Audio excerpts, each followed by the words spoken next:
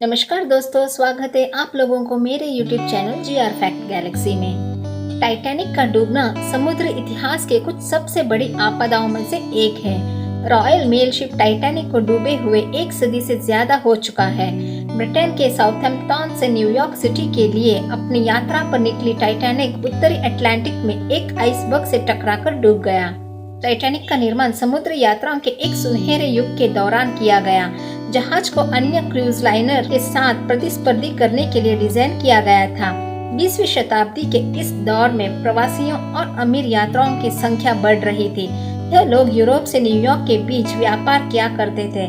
ऐसे में टाइटैनिक को इन जहाजों से टक्कर लेनी थी और इसे बनाने वाली कंपनी ने इसमें हर एक सुविधाएं भी दी। British shipping company White Star Line को 3 ओलंपिक क्लास जहाज बनाने का कार्य सौंपा गया। इस तरह टाइटैनिक का निर्माण 31 मार्च 1909 में शुरू हुआ। उत्तरी आयरलैंड के बेलफास्ट में स्थित हारलैंड एंड ब्लू शिपयार्ड में इस जहाज को तैयार किया गया था। टाइटैनिक को तैयार करने में उस समय $7.5 मिलियन का खर्च आया। यह जहाज अपने समय से आगे की सोचकर तैयारियां किया गया था। 2 सालों तक 3000 मजदूरों ने लगातार दिन रात काम किया और टाइटैनिक को तैयार किया। 31 मई 1911 को इस विशालकाय जहाज को लोगों के सामने प्रस्तुत किया गया। इसे देखने के लिए 10,000 लोग इकट्ठा हुए। 10 अप्रैल 1912 को इसे ब्रिटेन के साउथहैम्पटन से यात्रियों के साथ अपनी यात्रा शुरू की। ऐसा नहीं था कि टाइटैनिक की चर्चा दुनिया भर में इसकी आकार को लेकर हो रही थी, बल्कि इसके अंदर जिस तरह की सुविधाएं दी गई थी वो अपने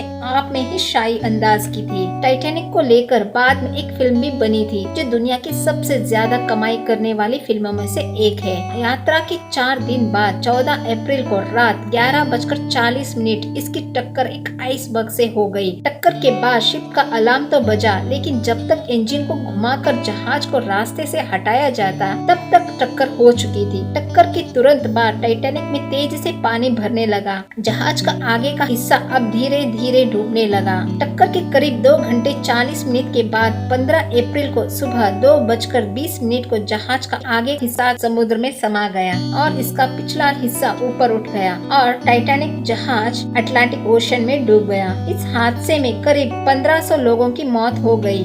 जाने माने जहाज विज्ञानों सालों साल शोध करने के बाद 10 mistake that sunk the Titanic नाम का डॉक्यूमेंट्री को तैयार किया गया। दरअसल जब टाइटैनिक जहाज रुका तो यात्री परेशान हो उठे।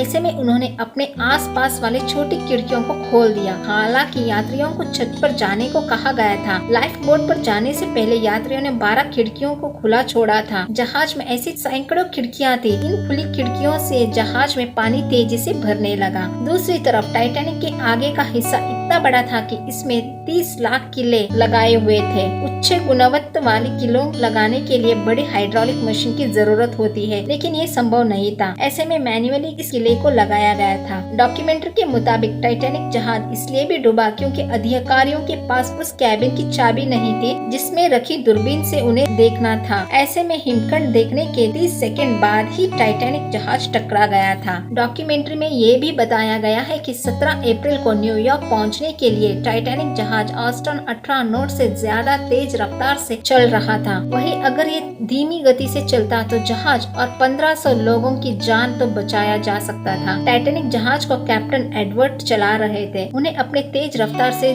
जहाज को चलाने के लिए जाना जाता था। तो दोस्तों, आपको हमारा ये वीडियो कैसा लगा हमें नीचे कमेंट बॉक्स में आकर जरूर बताएं। इसी तरह हमारे साथ वीडियो को लाइक और शेयर करते रहें। इस YouTube चैनल को सब्सक्राइब करना बिल्कुल ना भूलें। धन्यवाद।